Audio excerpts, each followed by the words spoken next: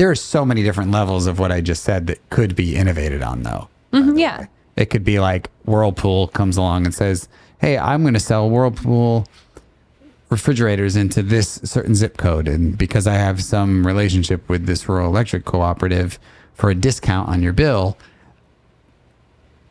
you get a discount on your bill if you buy Whirlpool because I'm going to basically subsidize your power costs. So like it could be in this particular zip code. Or this particular, it could be in PG&E, it could be in Pepco, it could be Duke Energy, it could be whatever. My point is it could be partnerships with these utilities to incentivize people to lower their power bills, to let these companies subsidize people's power bills down to nothing if they buy these particular energy efficient things. And then it comes back to the problem of what's their incentive to do that. Nothing. They don't have one. Welcome to the world-changing podcast. Was that too much? Yeah, that was probably too much. But let's keep it. We'll keep it anyway. How about this? If we do the podcast and the world doesn't change, then we can take that out. Welcome to the world-changing podcast, where we deconstruct the projects and products that are moving us towards a decentralized and carbon-free future. We'll talk to skeptics, supporters, and innovators in the fields that depend on electricity to run their industries, which is changing every single day. I'm your host, Greg Robinson, co-founder of Aston Labs, a decentralized infrastructure company. And on the other side of the camera here, we have Flo Lumsden, our producer, and she will make sure that the train stays on the tracks while we do this. Well, Greg, we finally made it. Mm-hmm. Well, nobody knows that outside of these microphones. I mean, I think it's fun to keep it a little bit real, right? I know. No? Not a little bit real? Yeah, no. I said I know. Okay, so here I have our little prep document. Greg and Flo take on retail electricity providers. What are we calling this? Probably not that. What are we calling it? Because retail electricity providers are like a specific type. This is just such a great way to start this conversation. What do we call them? Depending on where you live, we'll just stay very US centric. It's like a completely foreign concept to you of having like a retail electricity provider. Like where we are now, there's no option. Like you just pay your energy bill, and in some places they call it a light bill. Some places they call it an energy bill. Wait. So what do you mean? So like I've always had, like here we have Duke Power that I have for my house, and then in California I had I want to call it Progressive PG&E. Yeah. PG&E. I hear Progressive company. A lot. Yeah, an insurance People talk company. to me about Progressive a lot. Oh, yeah. Like I'm surprised I don't dream marketing. about. I haven't had a dream about Flo from Progressive yet, though. Yet to happen. You know. So I've always had Duke, and then I had PG&E, and in DC I think it was something like maybe even was it PG&E? I don't know. No, it would have been. I know what this is called. But then in Denver, I was reading they have cooperatives where the power users, like people like me, co-own the company and have a say, and they do cool things like help you buy batteries for your house and put solar in your house. And that sounds like something I'd like. But so when you say it's something people don't know about, what do you mean? Yeah, so I think the DC one is called Pepco. Does that sound right? That sounds somewhat familiar. Yeah. Actually, when you were there, it might have been something different. But yeah, those are called, the ones you mentioned, PG&E, Duke Energy, Duke Power, Duke Energy, and Pepco. Those are called investor-owned utilities. Mm-hmm. So they're like publicly traded companies that have a fiduciary responsibility to maximize shareholder value, all the things that a publicly traded company board has. But they also provide you this like basic service to your house that without it, you basically wouldn't live in like modern society. Those seem like competing jobs, don't they? It's like on one hand, you have this company that is the only one you can go to. Duke Energy is the only one. You don't get to call up like somebody else and be like, hey, I'm looking for... there's no competition. It's a monopoly. Right. But their responsibility is to maximize shareholder value. You have to compete against people in order to do that. The other one is a monopoly where you have no competition. So it's like, there's always been this conundrum. Okay, so you've got this investor-owned utility. Okay. And these investor-owned utilities are the ones you just talked about. Other places you have companies like municipal power companies, which are a little bit different. All of this stuff you can look up online on these. But municipal, that means like city-owned. Yeah, it'd be like a city utility. Even in North Carolina, like the city of Apex has some sort of municipal district. I don't know if it's for their power or their water, but like these are places where the city is responsible for sending the bills out, getting paid, collecting the payments for the infrastructure to keep it running and to pay for to keep your lights on, basically, like or your water Raleigh, on. We have municipal water. Oh, okay. And trash. Yeah, right. So I go to the city of Raleigh website and pay them directly. Right. So like you might have that, like Seattle City Light, they are a municipal power company. So they might own power generation. They might have contracts with poles and wires companies to move the power into the city. They may or may not own those power lines. So there's just like all of these relationships and all these different like business entities that at the end of the day, you're going to get a power bill. Everyone universally understands getting a power bill. That's like understood. But what is weird is if you spent your whole entire life in Seattle, you would have this experience with a municipal power company that is a city-run entity, and their only objective is to deliver electricity to you at an affordable rate. They don't have to maximize shareholder value. They're not trying to get their stock price to go up just over the water on the other side of Lake Washington, and now you have Puget Sound Energy and have a company that delivers your power bill whose entire job is to make their stock price go up and to maximize shareholder value. And the other side is to deliver reliable electricity to the people who buy the power from the municipality. I think you can usually pick up on that because the investor-owned utilities often have sleek branding and ESG teams and stuff to make sure they're looking and acting new and cool and sophisticated, the same way like giant gas companies do. Some, kind of a little bit of greenwashing going on. I mean, maybe not super bad. Maybe not as bad. Let's just call it greenwashing. We can just... If somebody know. doesn't want to call it greenwashing, they can come on the podcast and talk to us about how it's not. How about that? I don't know why I had that reaction, but no, I don't want to be on that one.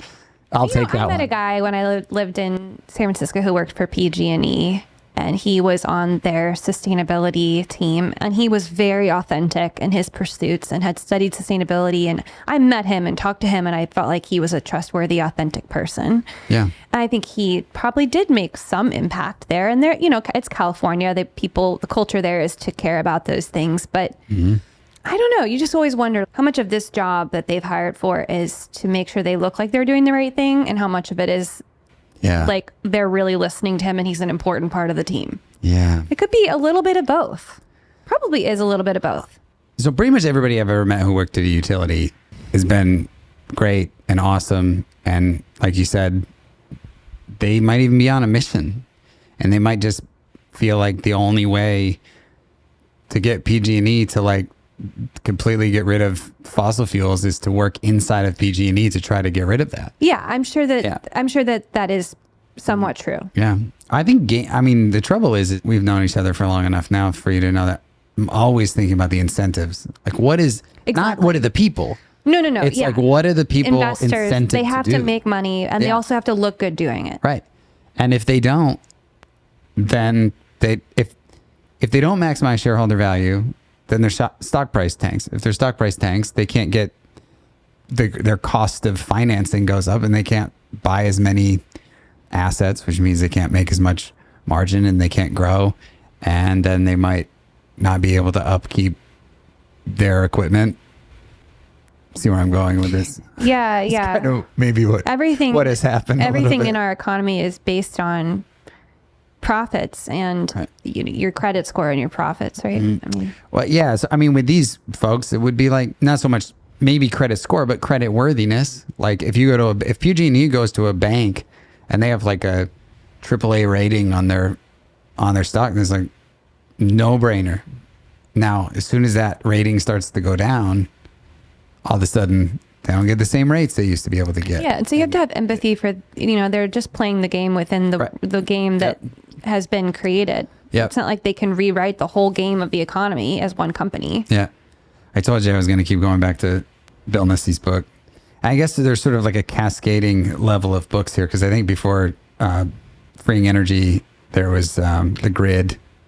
Did you put that? I should say I have Bill Nussy's book, and there's two little shelves there. It was supposed the to second one was supposed to be Bill Nussy's book, and I, as it happens, everything else went perfectly today except I couldn't find his book.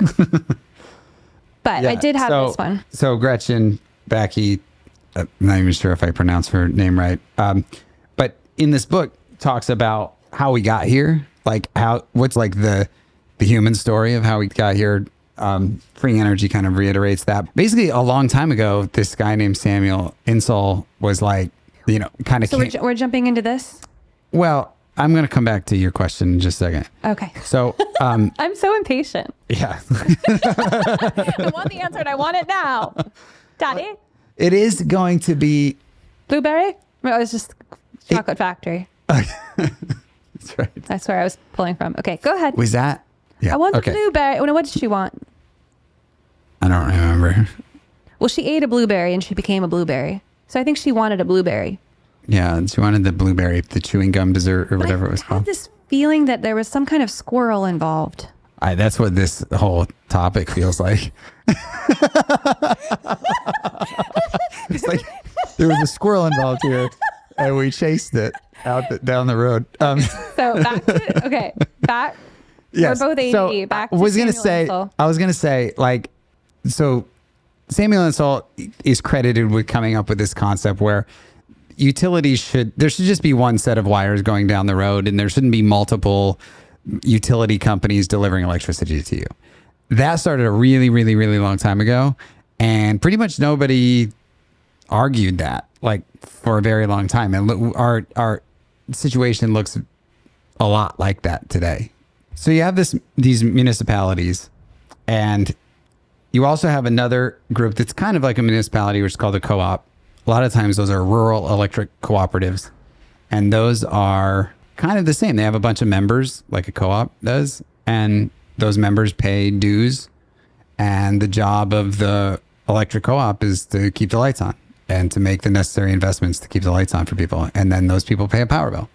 So there we are again. All of the experiences are pretty much the same. You have some company there, they deliver you electricity, you pay them. The incentives of how they get there are very different, right? Depending on if they're investor owned or they're municipal or they're a co-op. And then we have this very unique thing that's happened since the 1990s. There was this new concept called a retail electricity provider. Which is at the top of the page here. That entity doesn't typically own any poles and wires. They don't own anything. They are a company that contracts for electricity with somebody who owns power generation. They then sign you up as a homeowner or a business or whatever, and they bundle up electricity prices to you. And behind the scenes, they have to trade electricity with people. And depending on who you ask in this industry, in the energy business, that has either been a really good experiment or a really terrible experiment to add those to the power lines, because obviously somebody like Duke Energy, they don't want retail power companies, because now they don't get to send you all that money they spend on marketing to you and telling you all of the great things they're doing, and they might be doing great things, but or they wouldn't have to do that if they only used retail power companies to sell their power, and they were just like So that's why, like, depending on who you ask, that's either like a really great thing or it's a really terrible thing. The really terrible thing is that in a lot of states where this has happened, there's a lot of scams. There's a lot of people that they'll go and prey on people who can't understand what the offer is, or they think that the power company just showed up at their door to sell them something, but because they've been paying a power bill their whole life, right? Like if you're in your, I see. I don't want to pick out an age group, but if you grew up in the 60s and 70s and that's when you started paying all of your power bills, and then magically this person walks up to your door and says, I want to sign you up for a better rate on your electricity, and then you go and sign, then now all of a sudden you're paying this private company instead of paying this investor-owned utility that's been there your whole life, and you don't even know it. Right. Because here's the thing that happens. In most states, I think with the exception of Texas, you still get a power bill from your old utility, except there's a new line in the power bill that says that person who just walked up to you and sold you electricity. So they're making money out the side of that power bill, and you might not even know it. Okay. So why is this happening? So that goes back to the incentives, right? Like the utility company, let's pick on somebody here. Who should we pick on? Doesn't really work for Duke Energy, so we got to pick on somebody else. It's usually like Con Edison or something like that, like the New York one. So Con Edison wants to send power bills. Like they have the relationship. They presumably can audit things if it comes through their bill and then gets sent to the end person. They don't really want to lose that customer relationship, but they're not really in charge. Like there's this other entity in New York they called the Public Service Commission, and it's basically like the government watchdogs for how businesses treat people, right? Mm-hmm. That's the Public Service Commission. They're commissioned to make sure that when the utility sends you a bill, they can't like double your prices. They have to approve pretty much everything. So they also are the people who would say, hey, we're going to let competition come in. We're going to let retail electricity providers come in and sell power. Let's go down both of these paths. I believe that as long as there's enough regulation on the retail power people, on the private businesses selling you electricity, I think that startups and tech-enabled companies are better at providing great customer experience and packaging things in a way that you could look at them and say, okay, here's this one segment of the population and all these people who own electric cars. If I have an electric car, my experience with electricity is very different than if I don't, right? Like my transportation now is electrified. A retail power company could start up and be like, I'm only going to sell to electric car providers. And when I trade electricity, I'm going to give them discounts if they charge their car at different times of the day. You know what I'm saying? Yeah, they can come up with creative. Right. So that's just a different product for a unique customer segment. That's the argument for broad competition. Mm-hmm. And then Con Edison can roll back and just become the manager of the poles and wires. Right. For some reason, that's not very popular with Con Edison. Okay. If someone that listens to this can answer, why is that not popular for Con Edison? I really want to know that answer. Yeah, I have that question too, because there's other, I mean, the first analogy that came to my mind is kind of a funny one, but boutiques for clothing, for women that curate, they pick out the clothes and the brands and they buy from the makers who may also sell their clothes on their website. But they curate the supply and they deliver an experience to their customers that is unique. And I don't think that's a great analogy because electricity is electricity. But I don't. Maybe, but the point you're making, I think, is on, which is that there is a customer out there with their own needs, wants, interests, desires, everything. Yeah. And the beauty of the free market is that someone can come and meet that need. Yeah, like and that works. For me, yeah. I feel like I'm a pretty smart person, and now that we've been working together, I know a lot more about electricity, but I still look at my electricity bill and I find it very confusing.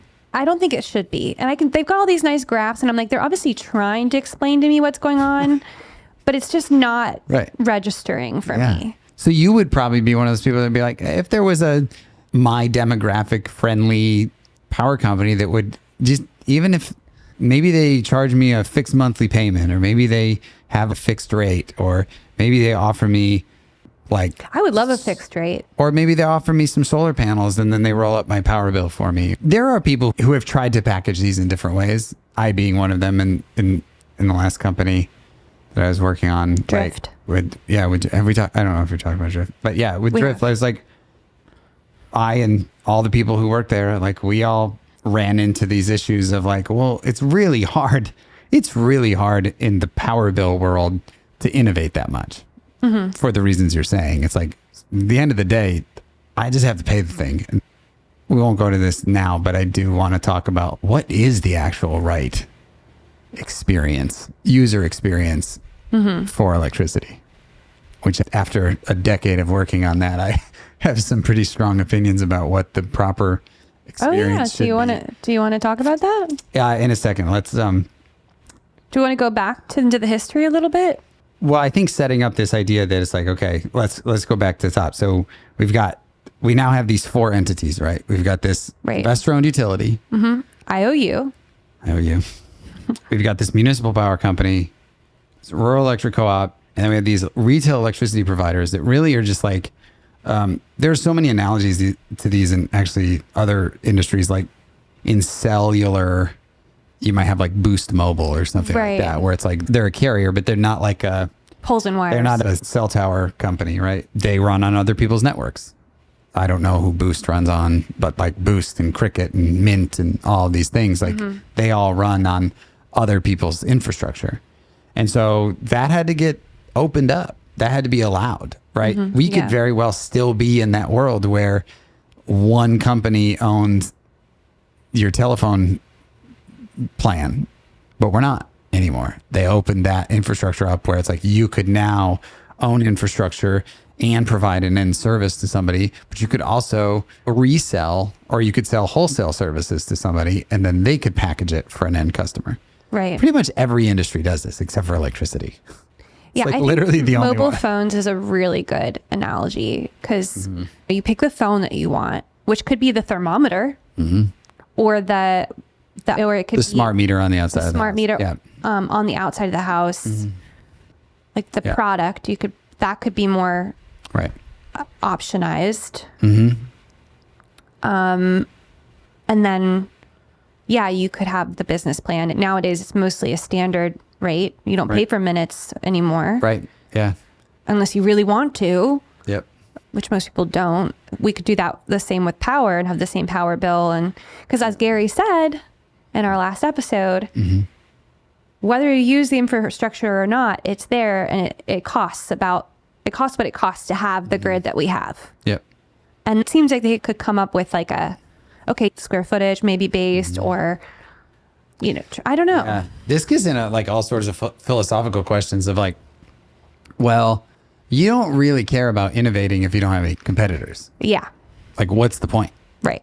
So there's one argument for why the poles and wires should just be like the roads, right? It's like if the poles and wires were like the roads, it's not like our roads are completely deregulated. I mean, we all drive on them, but you have to follow rules. You have to get your car licensed. You have to have certain emissions tests. When you fill up with gas, like a portion of your gas payment goes into taxes to pay for the roads that then the roads get improved. There's ways of having this public infrastructure that doesn't have to also include all of the commerce that runs on that public infrastructure, if that makes sense. Right. Like from beginning to end, it's one company.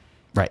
In a lot of places, right? So now in a lot of places. Texas is actually this, so let's just focus on kind of the market. Texas is an open market. It's like an unregulated market. So what it means is in most places in Texas, you have to call a retail electricity company to buy electricity from them. And you can buy from many of them. They're sort of the opposite of most of the other retail electricity providers in the country in that you get a bill from that company. So let's say you have like Flows Electric Company.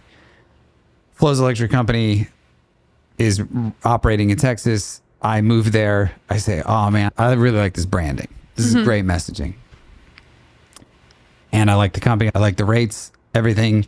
They're going to even give Maybe they have good reviews. Give me great rates on financing solar panels for my house too. Right. So you've got this thing for this group of people. Oh, and Flows Electric only charges me a fixed monthly payment. So I just sign up and I pay like $100 a month. All good. I could choose that and you would give me the entire bill for everything that I just said, electricity, poles and wires, everything. So it's sort of more of an obvious customer experience, which is I signed up for a company and that company sends me a bill. What a concept. Most of the other places in 49 other states, they're not all deregulated, but in the other 49 states, the company that owns the poles and wires, whether you like them or not, they send you a bill. Okay. Even if you sign up for a retail electricity provider in most of the other states, you're still going to get a bill from that poles and wires company. It's not a choice. Right. Right. You can choose who you want to get your power from, but you can't choose who you're going to get your power bill from. There are some companies, probably the biggest company that has done this is, I think we mentioned them on the Community Solar podcast, but Arcadia Power, you know, that was one of the very first things they ever did, which was like just started taking over people's power bills so that they didn't have to keep paying this power bill to like Con Edison. And then they would sign you up for different services on top of that power bill. The trouble with something like that is that they have no influence over the cost of that power bill. They just have to pay it. Mm-hmm. And so they weren't able to come in and say, oh, your power bill was $150. Well, I found these extra charges that you don't have to pay for. They didn't get to say that. They just had to take the whole $150 bill, collect the money from you and pay it. Mm-hmm. Right. And so then they would sell you like renewable energy certificates or something on top for a green charge. That's how they would make their margin. And so this gets all the way back to the beginning, which is just like the incentive for this like zero competition, monopoly, investor-owned utility is to never lose that position as the monopoly investor-owned utility that controls everything. But again, I would love for somebody to like tell us why. It would be great if it was somebody from the utility that was like, why do you still want to do that? Is it just because you always have? Is that actually what's good for customers? And if it is what's good for customers, like it would be great to know that. But I don't know. It could be sunk costs. Like they've already spent all this time and energy creating the marketing and the infrastructure for the customers to interact with. So you just gotta like they have to like get paid back for all that. But you're not gonna lose any money. You're still gonna get to charge for your poles and wires. So the question is like, what else is in that power bill? I don't want to start any conspiracy theories, but what else is in the power bill? I do feel like competition would be a good thing. There it is. You said it. I also just think it's good when companies focus on fewer things rather than lots of things. Yeah. I mean, there's a reason that like, I love this. There's some graphic floating around the internet that's like somebody took Craigslist and then they like pulled out like one line and then like that one single line became Airbnb. That one single line became like $100 billion plus company. Yeah. So yeah, I mean, there's a lot of evidence that companies being able to serve a customer segment is much better than the general provider. It's like a restaurant that wants to make everything. That's right. Oh man, I don't know if we talked about that on any of the other episodes, but that could be a whole entire... No, that probably is the next part of this episode. Well, I actually have a thought before I just wanted to say, I think even before we started doing research for this conversation and I started learning more, I always just felt like, because of what you said, like they send you a bill whether you sign up for them or not. Mm-hmm. There's no choice. I lived in, I can't remember if it was DC or San Francisco. I did get to choose between two power companies at one point, somewhere I lived. Mm-hmm. I think. DC maybe. Okay. I just don't know when that happened, but yeah, like DC was a deregulated area. One of the places I lived, I got to choose between two or three two power companies. Mm-hmm. But other than that, it feels like you're almost just dealing directly with the government. Like as a consumer, and as an environmental advocate or someone who wants to see innovation in the way that we consume fossil fuels to power everything. And it's almost just on both of those fronts, it's overwhelming. It's a monopoly. And so it's and it's tied directly to the government because they have to have everything secured by the government to put up all this infrastructure, but it's also a publicly traded company. It just doesn't make any sense. It seems almost like a conspiracy or something. Like, it just seems like not right. Yeah, every one of these types of conversations just start to tip into that, like, sort of like black hole of like, yeah, something seems odd. It's just it's frustrating. Yeah. It's like nothing else is that way. So you're like, it's always been that way, but it's a frustrating part of life that you just can never quite understand. But you feel like even though it's a company, it is basically the government. That's how I feel. It's like kind of, I feel like it's the government. Yeah. Yeah. And in that way, they have a lot of power. Yeah. I have some ideas of how we got here, or at least some theories on how we got to this point where it's become overwhelmingly frustrating that this still works the way it does. And part of it has to do with that. I'm going to use the word fragmentation, but like we sort of have a fragmented customer profile now, which means everybody doesn't want the same thing anymore. Mm-hmm. Once upon a time, when Samuel Insull was running around. I just love his story so much. I have to tell it in a minute because I just think he's a cool person. Go ahead. When he was running around Chicago and New York with Edison. And yeah, he was running around. He was like, I think we could probably create some pretty like long-term competitive advantages by creating monopolies and not letting anyone compete with us. What a great idea. Makes sense. Yeah. And then somebody probably came up and like, you're not going to get that done in the U.S. And he's like, I will. At least that's how I think the conversation went. And so when he was running around, it's like they wanted lights. Just wanted light at night. Mm-hmm. All good. And then people wanted some more things. And then they were like, refrigerators. Well, everybody wants refrigerators and everybody wants, and then once heating and air conditioning, all that. It's like these were sort of universal things that people wanted. And if you added them to your home, everything that people wanted on the electric grid added to their own bill.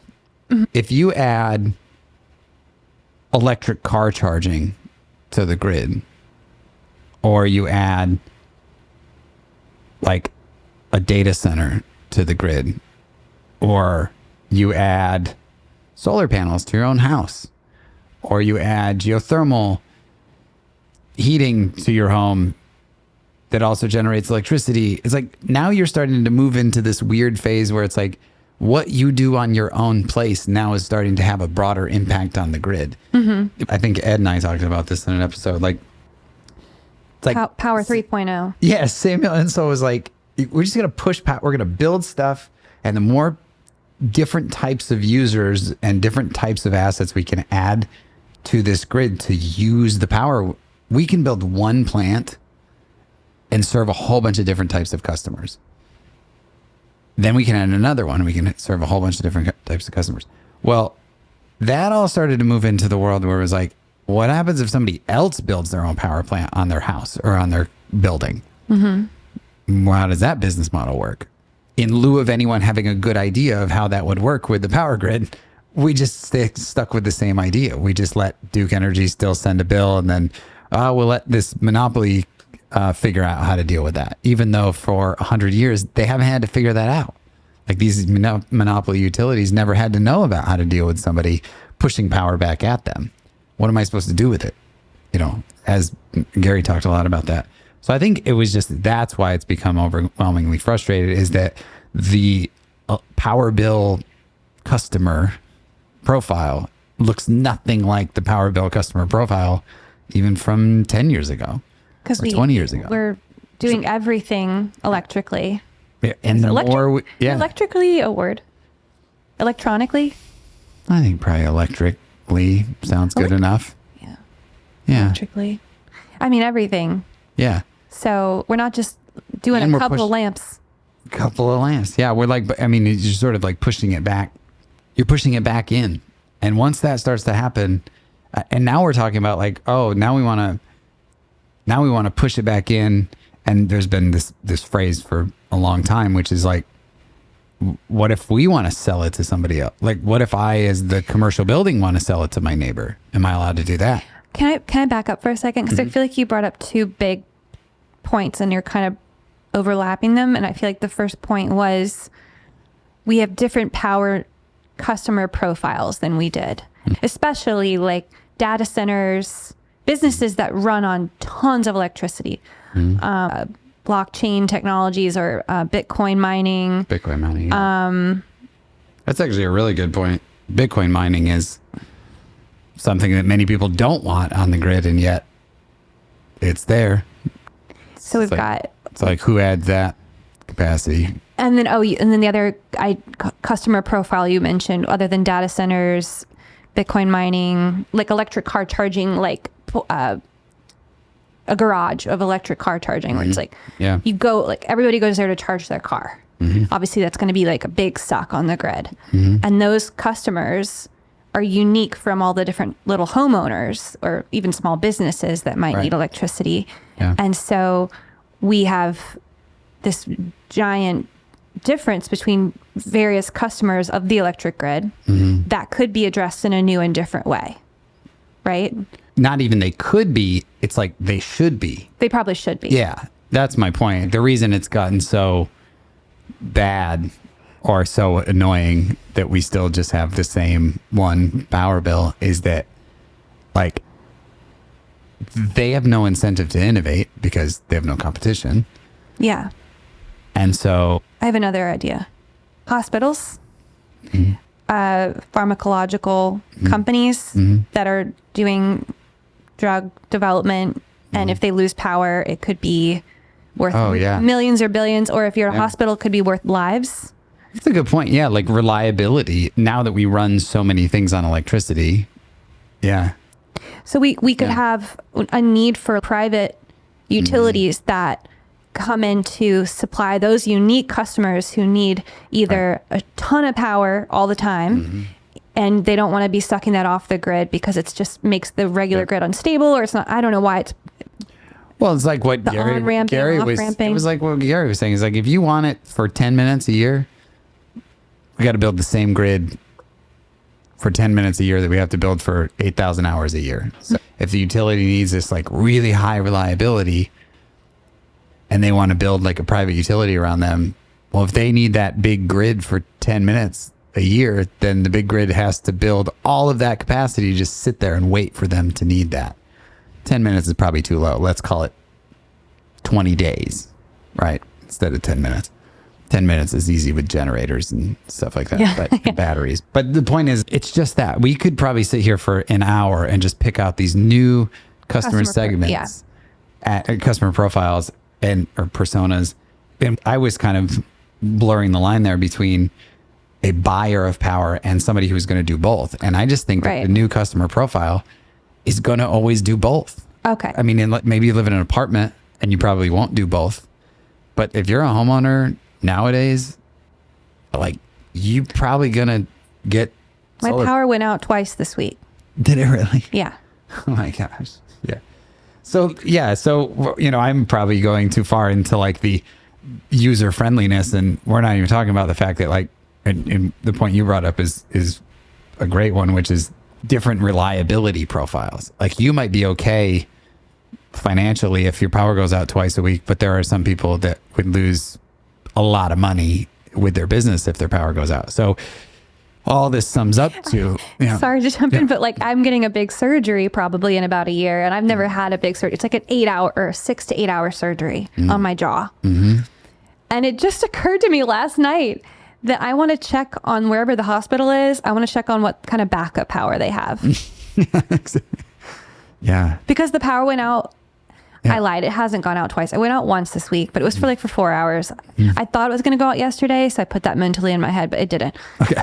But it went out in spirit. It flickered yesterday. Yeah.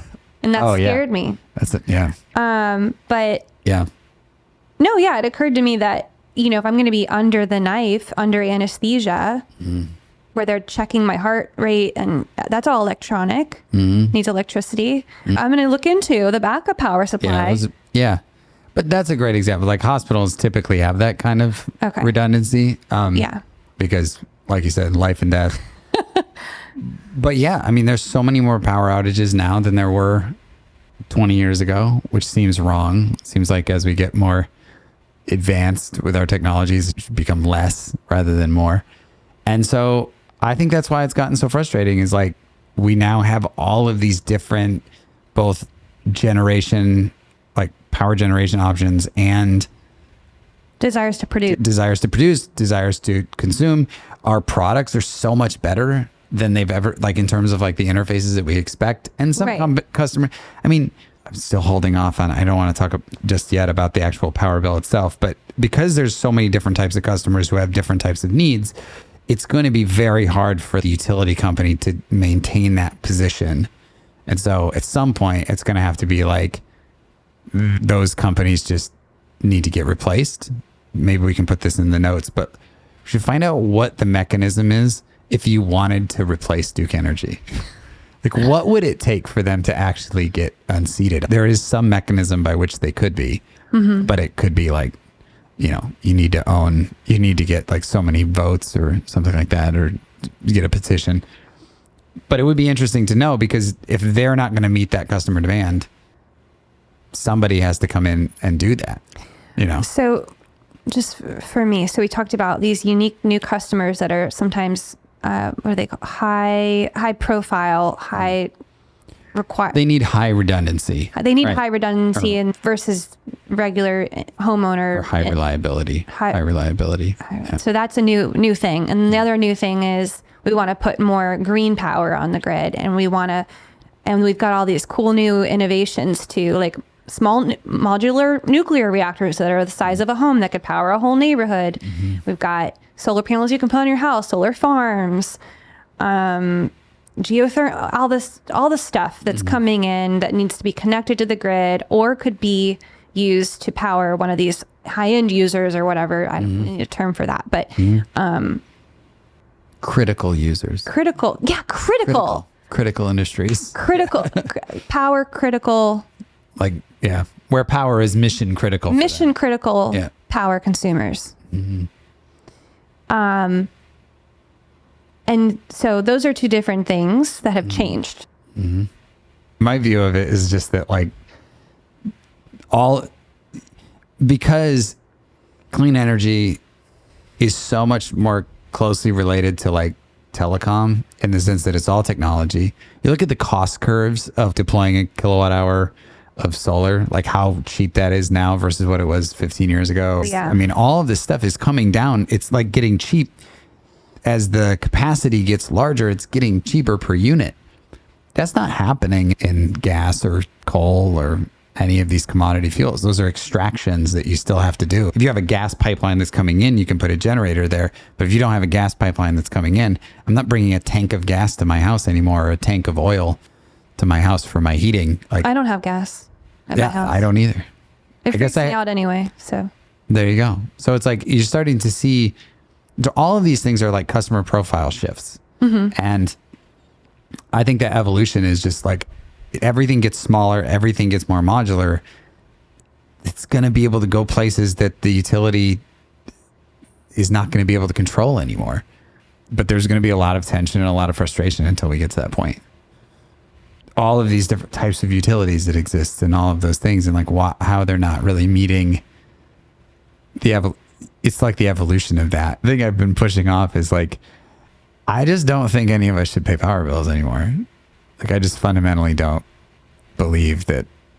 I would ask you that question. Like, is that something you enjoy doing? Like, you're talking about like boutique clothing. I'm assuming like boutique clothing is something you enjoy. I mean, I know it's marked up, but it's also curated. But it's also something you like doing. But it's also something I like doing. Yeah. Yeah. It's very different than electricity. Yeah. I have a fun example. So I have the Apple credit card. I'm not a huge credit card person to begin with, because I don't like to accidentally spend more money than I have, which, you know, inevitably happens when you have a credit card. That's the whole point of it. It's just human nature. You're saying that are you saying that credit card companies know that? Yeah, that's the whole point. They know we're not going to be perfect. The risk they're taking is that you might be perfect. Yeah. Yeah. Seems like a worthwhile risk when it comes to humans. Yeah. Yep. So on the Apple Card, it's all through the app, the iWallet, and you go into the card and it has this circular bar, green, orange, red. You pick how much you want to pay off of what you owe.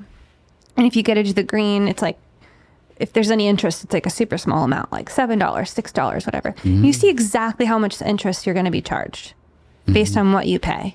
Mm-hmm. No other credit card has offered that sort of thing. Right. And even though I know sometimes I'm going to have to pay interest, I feel respected as a human being by Apple and this credit card, that they're showing me, okay, you can choose how much you're going to pay, and you're going to see how much interest you're going to pay based on what you choose to pay. Yep. And it's not fun, but it makes me feel like I'm making a choice. It's not like, bonk, here's your interest. You had no idea. Because I'm not going to do the math every month to figure out how much interest I'm going to pay. Yeah, they're very clear about it. I wonder, so... I don't know. I feel like that's I don't know if paying power is ever going to be super fun, but you could make it interesting and empowering in a way I think the Apple Card is a great example because what does it say on your Apple Card? Do you have nothing. actual metal? Nothing. Does it say Goldman Sachs? Yes. Goldman Sachs. Yeah. So Goldman Sachs has all of the infrastructure behind the scenes. Right. To enable Apple to provide you that experience. Right. Goldman Sachs has figured out how to turn their financial instruments into a platform that other companies like Apple can turn into something valuable and useful and interesting for you. Mm-hmm. Power companies don't do that. Right. But if they did, it could be awesome. It would be so awesome. And then they could just focus on the poles and wires.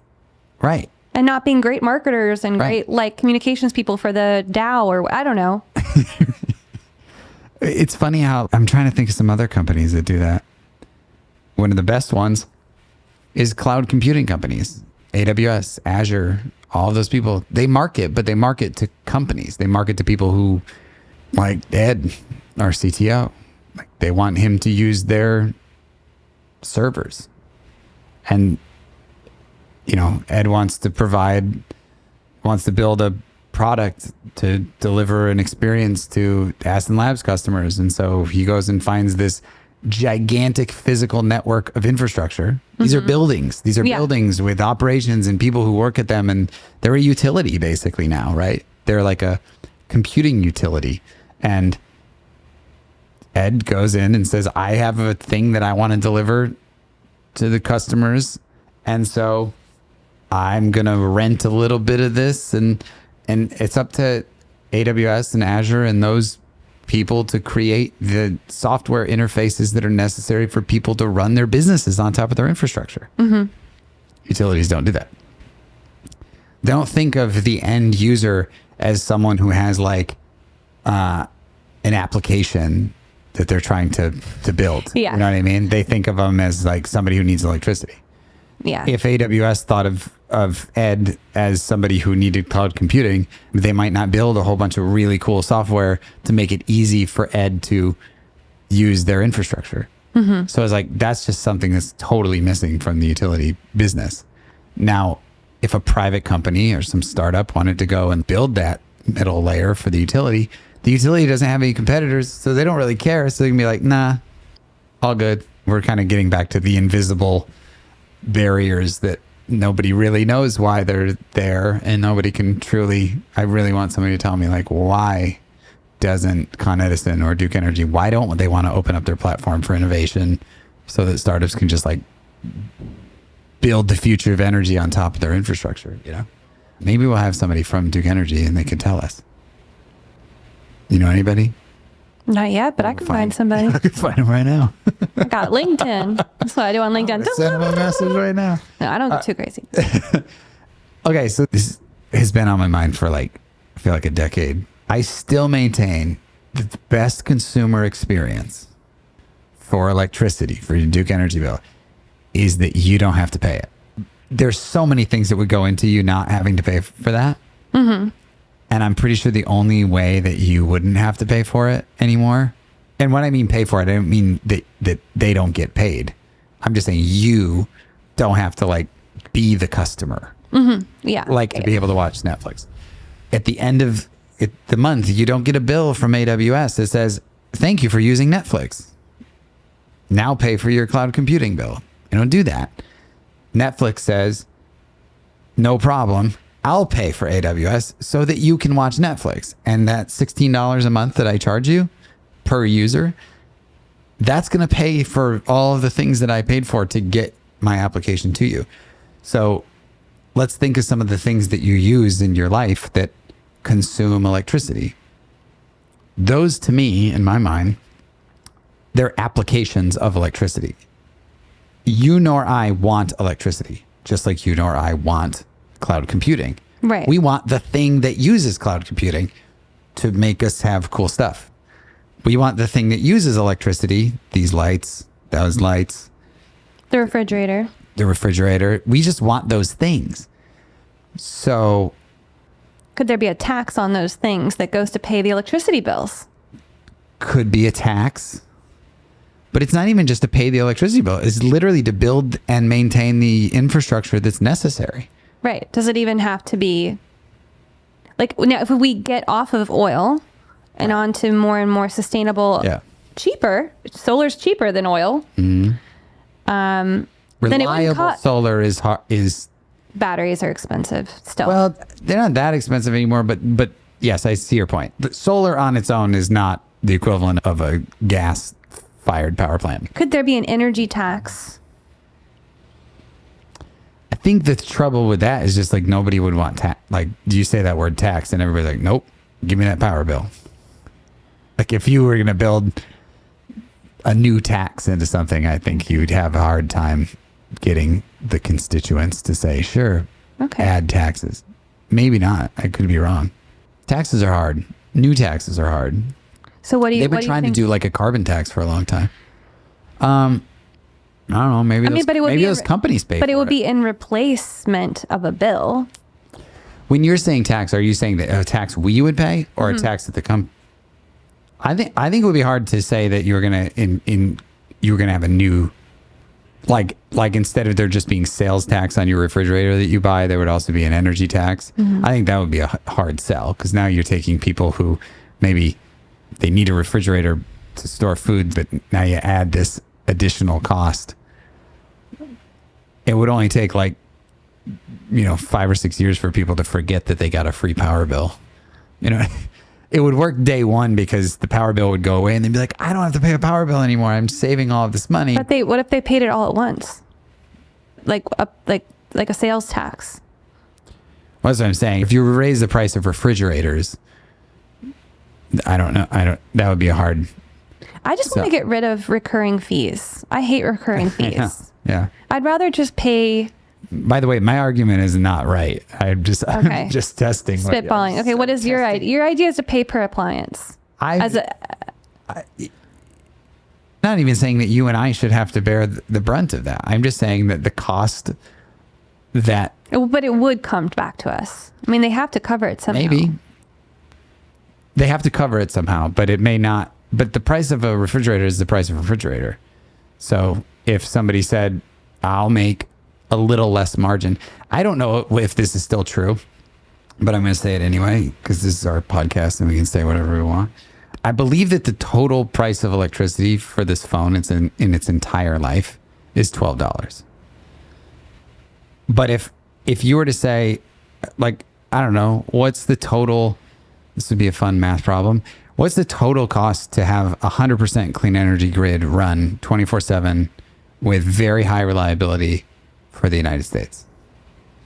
Well, they'd have to put in some new infrastructure. Probably a lot. And that would be an ongoing thing, right? You'd have to continue to do it. And then update it.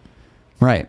And the only point of that electricity grid is to run all the things that use electricity. Every product that gets sold every year. Right. Everything. So maybe it's built in as a tax. Could be a tax that gets passed on to us.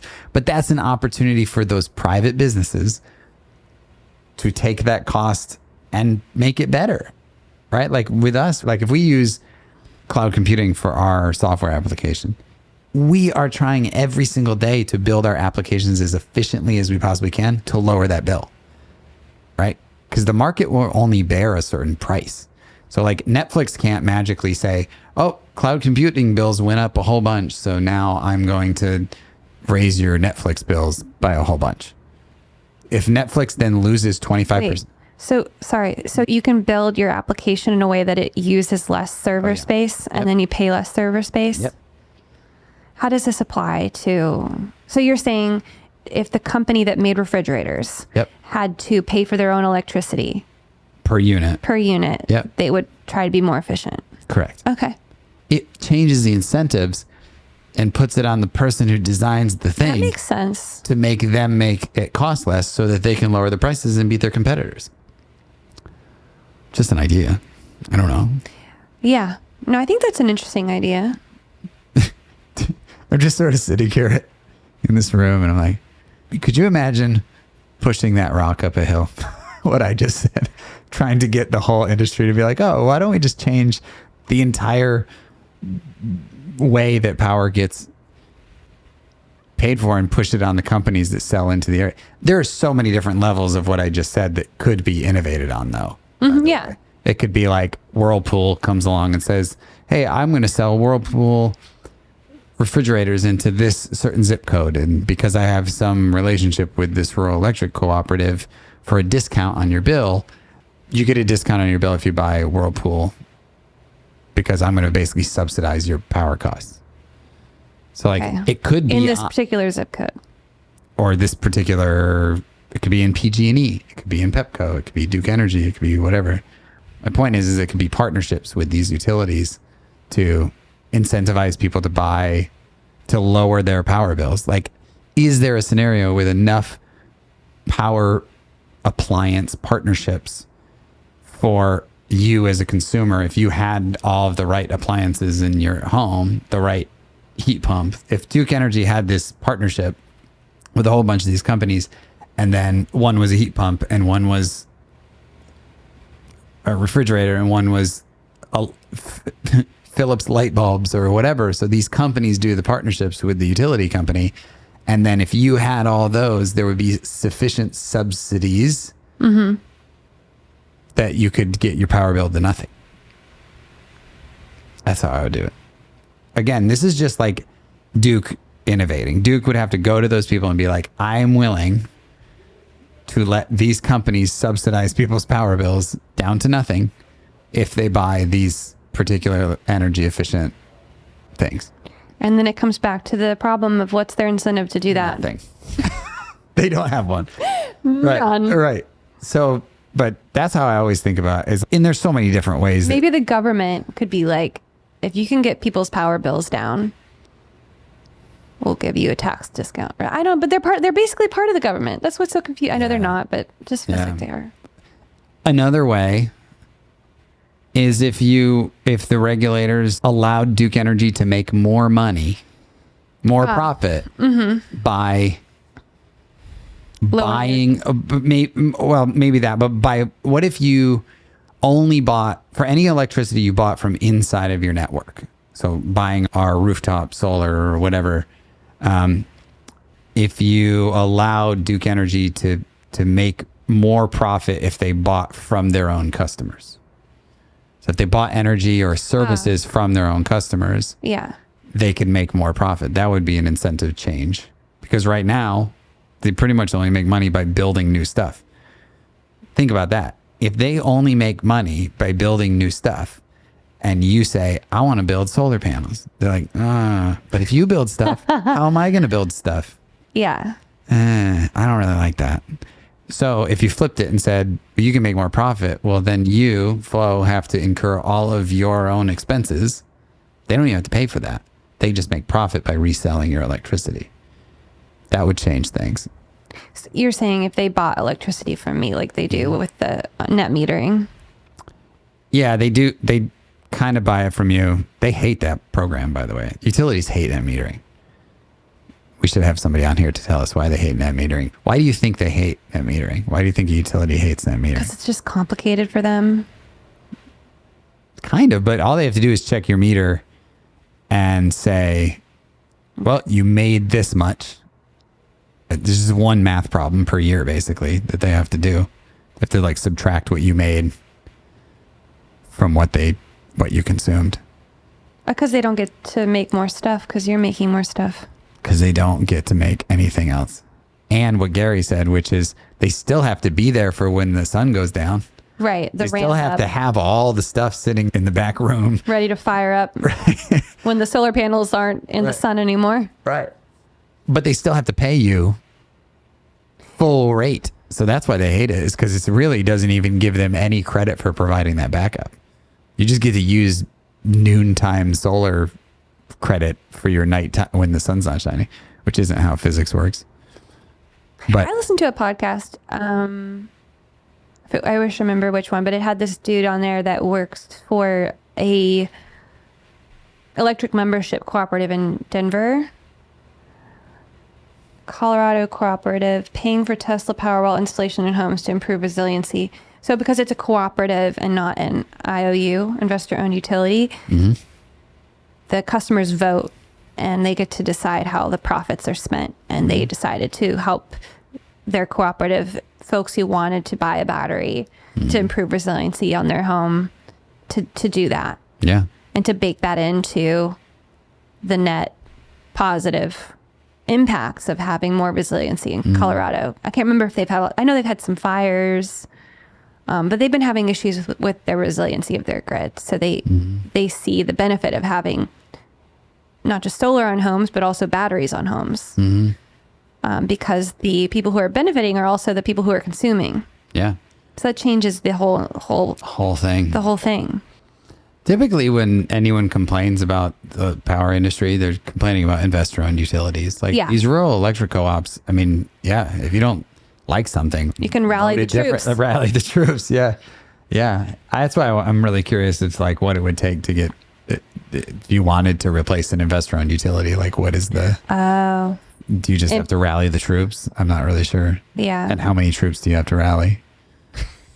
Do you have to rally like $12 billion worth of activist shareholders, or do you have to just rally like, 60,000 consumers? I don't know. Culture is such a factor too. Like out west, people are much more open to change and to cooperatives. And here, I don't know, people aren't as open to change.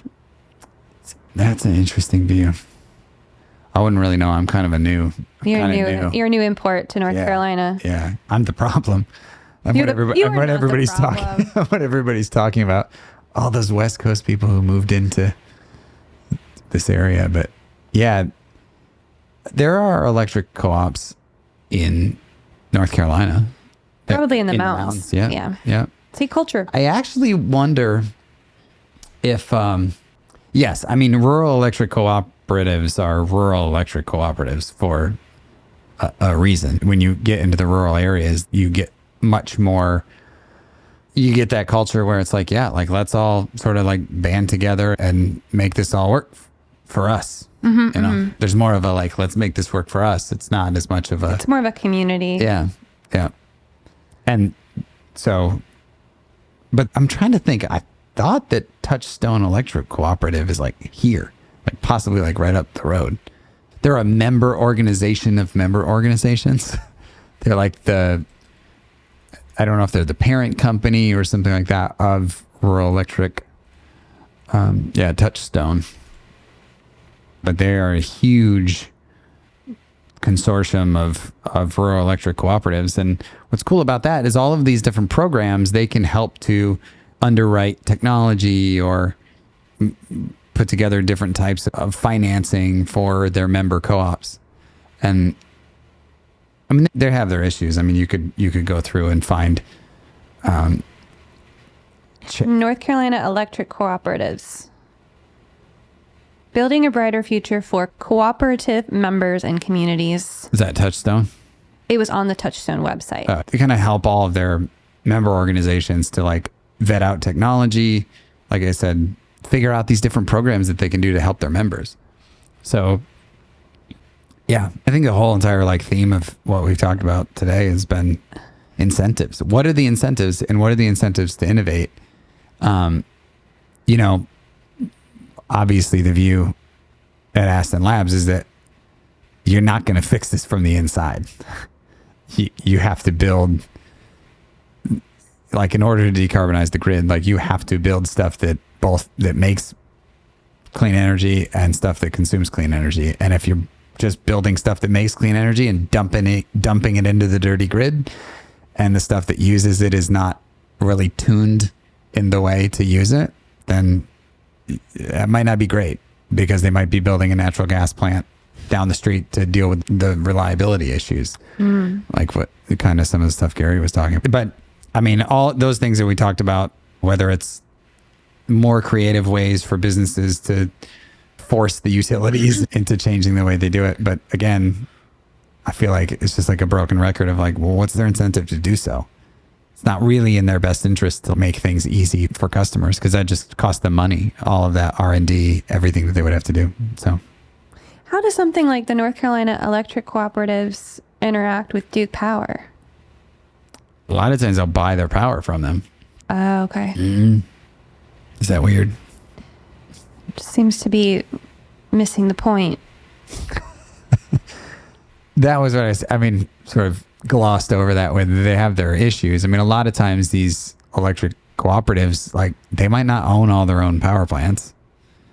They're really a member organization to source electricity, to source power for their members and provide that service to their members. And if they have to source that power from Duke Energy, then that's just where they get it from. Municipalities do it too, right? So it's like a retail electric, but it's a cooperative. Yep. Okay. Yep. There are some other categories of utilities that we don't really talk about, but they're sort of just blending those ones that we did talk about. Like, they have these things called community choice aggregations, which are kind of like they're like a blend between a co-op and a retail electricity provider. They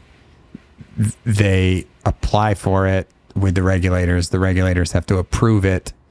I think Marin County in California has a CCA, community choice aggregation, Westchester County, and you can sort of opt in to them.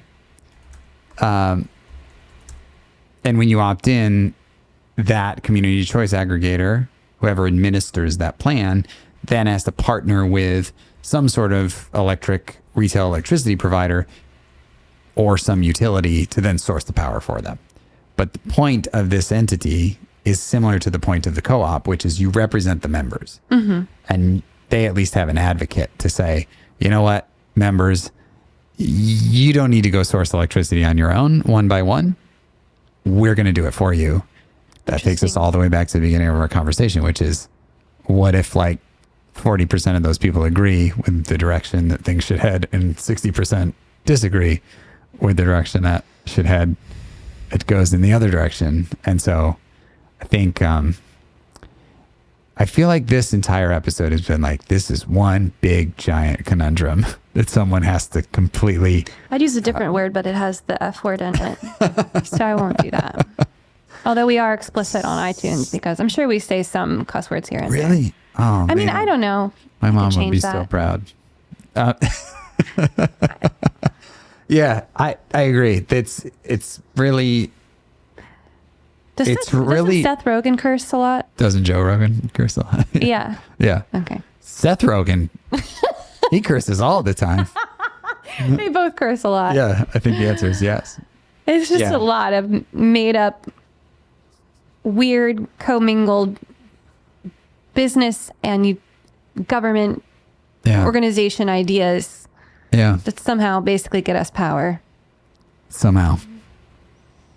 But pretty much everything we talked about today are like the business entities, right? Like the last episode, we talked a lot about physical transmission lines and like the physical stuff that has to deliver you power, which is very real and very much a challenge and a problem. But then this is really all about these business entities that have these sort of not necessarily aligned incentives with the people they're supposed to be serving.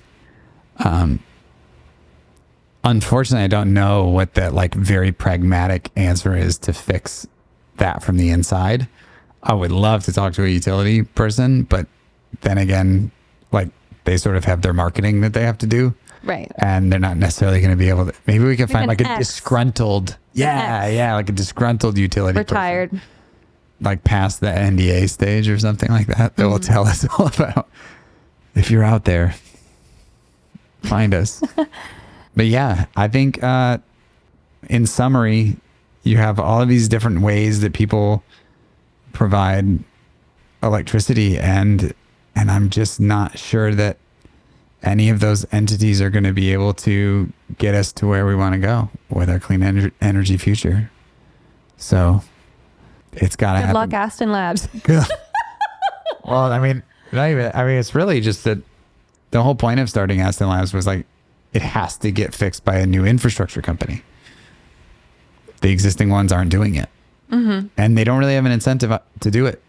So anybody who's trying to sell to them or get them to change their ways or raising capital to change their ways or think that you can ride on top of their infrastructure.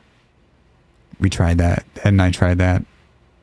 All the people who joined us on that mission tried that with Drift. And ultimately, if you're using somebody else's infrastructure in this business, they kind of set the rules.